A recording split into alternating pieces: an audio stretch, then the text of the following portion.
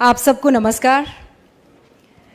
सर्वप्रथम इस धरा को नमन करती हूँ।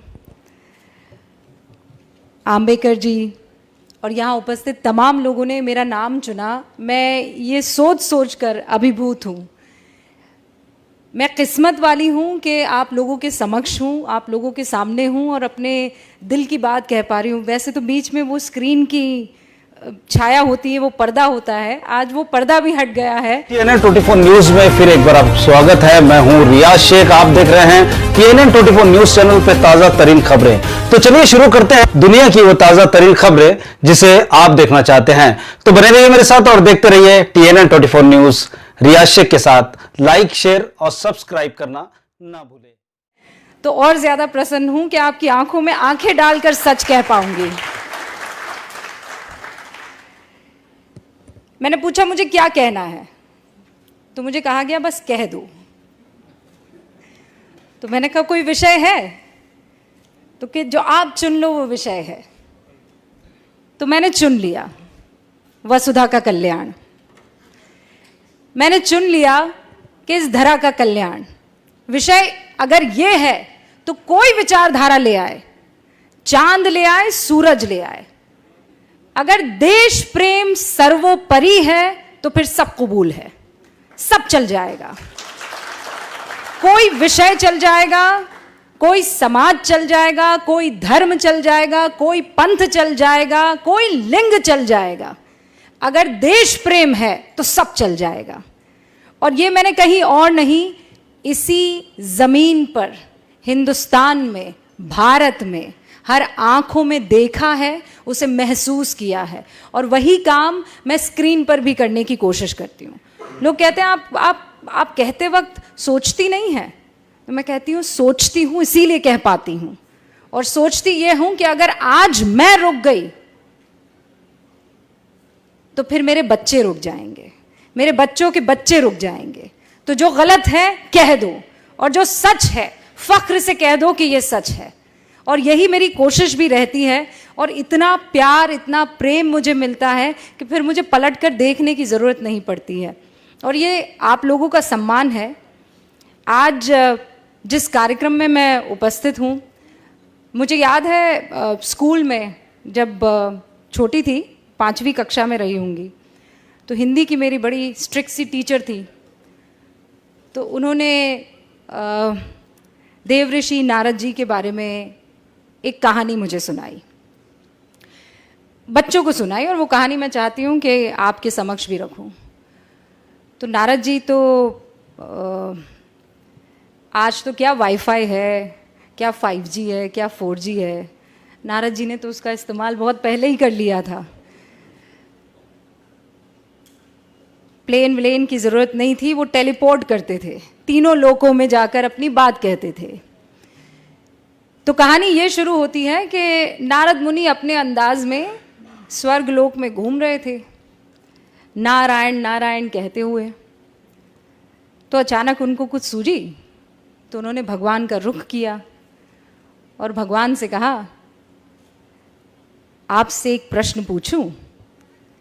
तो भगवान ने कहा, पूछो। ये जानते तो थे कि नारद जी के मुंह से निकल रहा है तो पंगा तो होगा, लेकिन पूछो, उन्होंने कहा। तो उन्होंने कहा, भगवान ये बताइए कि आपका सबसे प्रिय कौन है, आपके हृदय में कौन वास करता है, कौन है जो जिससे आप बेइंतहा प्रेम करते हैं, स्नेह करते हैं। तो भगवान मुस्कुराए और उन्होंने पृथ्वी की ओर देखा, और वहाँ इंसानों का टोला था, इंसानों की बस्ती थी। कोई किसी काम में लगा हुआ था, कोई लकड़ी काट रहा था, कोई खेती कर रहा था, कोई अपने हिसाब का जो उस वक्त काम था वो कर रहा था, कोई महिला खाना बना रही थी। तो प्रभु मुस्कुराए और उन्होंने कहा कि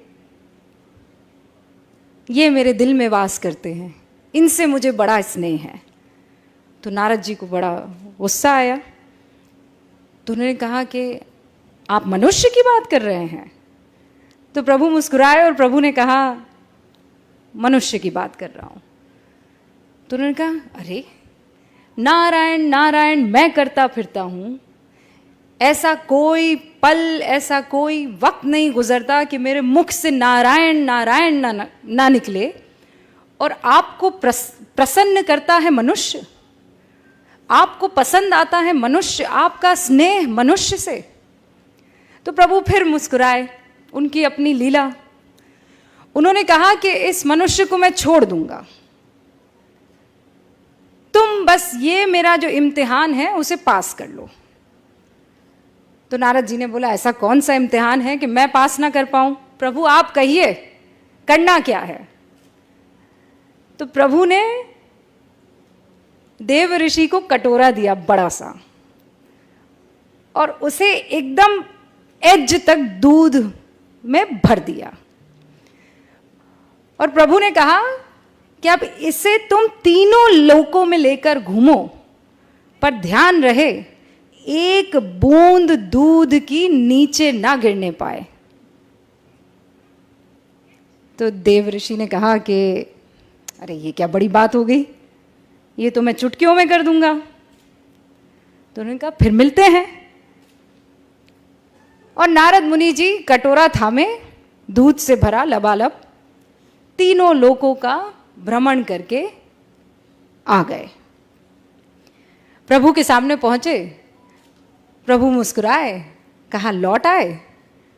तो नारद जी ने तानी हुई भुओं के साथ कहा, प्रभु लौट आया, एक भी बूंद ना गिरी? तो उन्होंने कहा ना, एक भी बूंद किसी लोक में ना गिरी। कहा ये तो बहुत ही गजब हो गया, इस बीच तुम मेरा नाम लेना कैसे भूल गए? तो उन्होंने माथा पकड़ा, उन्होंने कहा प्रभु ये तो बड़ी गलती हो गई, मैं सोच रहा था कि दूध ना गिरने पाए, मेरा तो सारा ध्यान दूध के कटोरे पर था, नारायण तो मुख से निकला नहीं। तो प्रभु फिर मुस्कुराए और प्रभु ने कहा इसीलिए मुझे मनुष्य पसंद है, वो जिंदगी की हर तकलीफ से जूझता रहता है, वो हर मुश्किल से हर रोज गुजरता है, उसकी जिंदगी के कटोरे में परेशानियों का दूध लबालब है, लेकिन फिर भी वो मेरा नाम लेना नहीं भूलता है।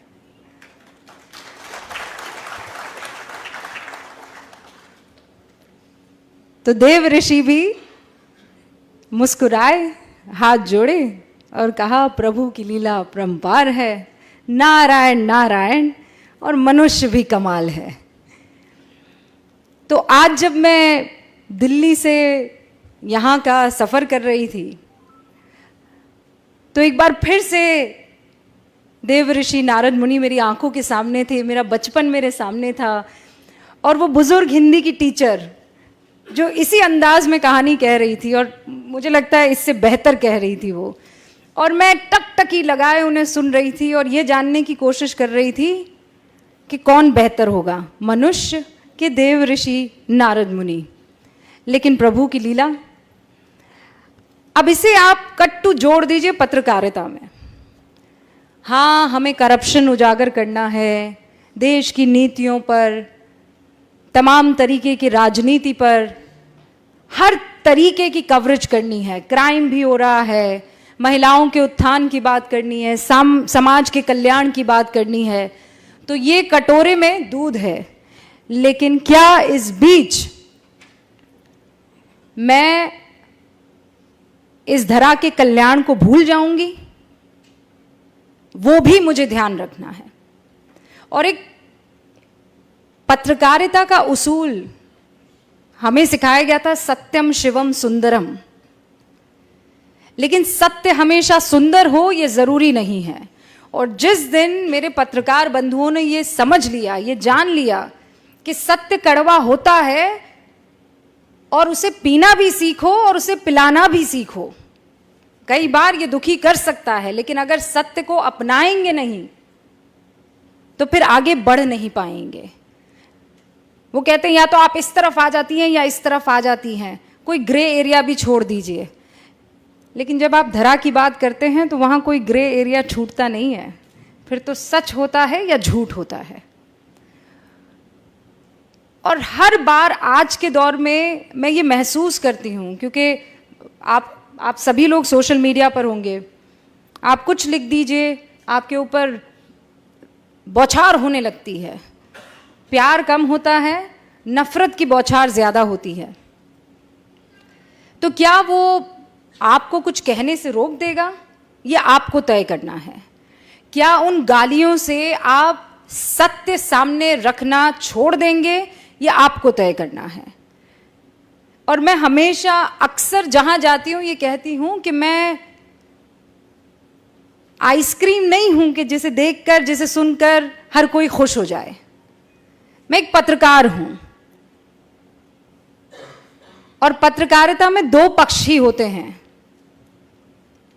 अक्सर ये सिखाया जाता है कि पत्रकारिता में आपको अनबायस्ड होना चाहिए। बहुत लोग मेरी बातों से इत्तेफाक नहीं रखेंगे, लेकिन मुझे ये कहना आप लोगों के सामने ज़रूरी है। जब देश की बात आएगी, वतन की बात आएगी, तो इसमें अनबायस्ड कोई कैसे हो सकता है? एक आतंकवादी दनादन गोलियां चला रहा है, आप निष्पक्ष हो जाएंगे? एक 8 साल की बच्ची के साथ बलात्कार हो रहा है, आप निष्पक्ष हो जाएंगे? आपको पक्ष तो लेना होगा ना। या आप जो कहते हैं कि इन मसलों पर निष्पक्षता चाहिए, इन मसलों पर निष्पक्षता कैसे हो सकती है? जब वतन की, जब धरा की, जब लोकतंत्र की, जब हिंदुस्तान की, जब भारत की बात आती है, तो इसमें निष्पक्षता कैसे हो सकती है? कोई माई का लाल मुझे बता दे कि नहीं, निष्पक्षता के नाम पर वो हिंदुस्तान को एक तरफ कर देगा और वो दूसरी तरफ खड़ा हो जाएगा। तो ऐसे में अगर कोई कह दे कि आप निष्पक्ष नहीं हैं, तो मुझे कबूल है। अगर हिंदुस्तान के साथ खड़े रहना, उसके मूल्यों के साथ खड़े रहना, उसके लोकतंत्र के साथ खड़े रहना निष्पक्षता नहीं है, तो मुझे कबूल है।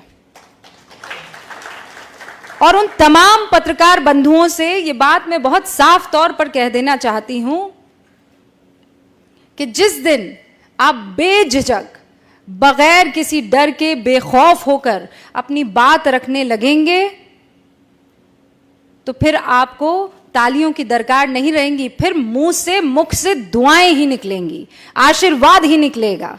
और फिर आपको ये नहीं सोचना पड़ेगा कि मैं जाऊंगा तो 4 लोग मेरे लिए तालियां बजाएंगे कि नहीं बजाएंगे। उन तालियों की दरकार मत रखिए। बाहर से लोग क्या कहते हैं वो मत सोचिए। ये सोचिए कि इस वक्त इस जमीन को किस चीज की जरूरत है। इस जमीन को निडरता की जरूरत है, इंस्पेक्शन की जरूरत है, आत्मचिंतन की और मंथन की जरूरत है।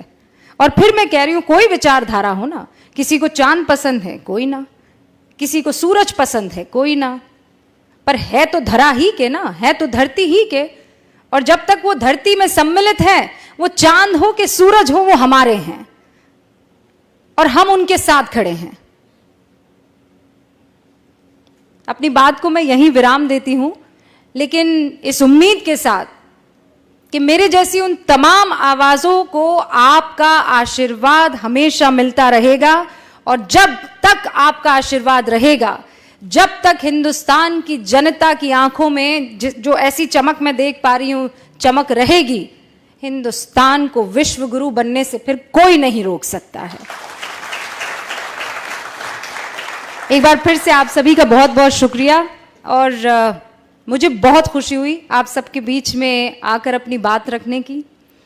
ऐसा लग रहा था जैसे मैं नहीं, दो मन आपस में बात कर रहे हो, दिल से दिल तक एक बात पहुंची हो। बहुत बहुत शुक्रिया आप सभी का।